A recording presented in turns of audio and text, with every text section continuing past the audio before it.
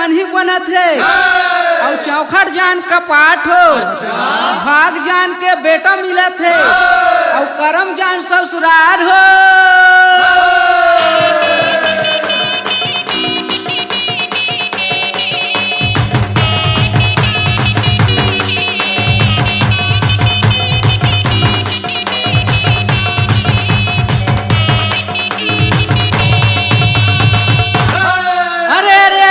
संगी हो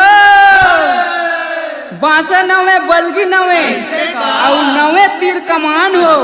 मूर्ख चोलक क्या नवे नौके चतुर सुजान हो।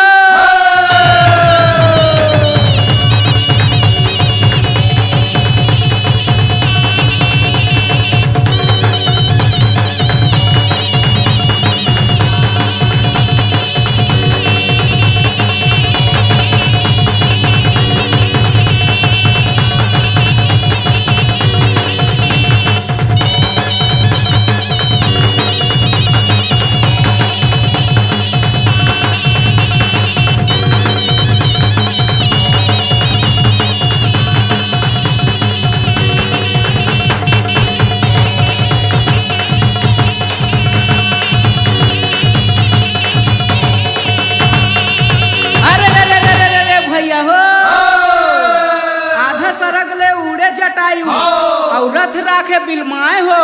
अच्छा। अग्नि पान ले मारे रावण चोंच पंख उड़ जाए हो।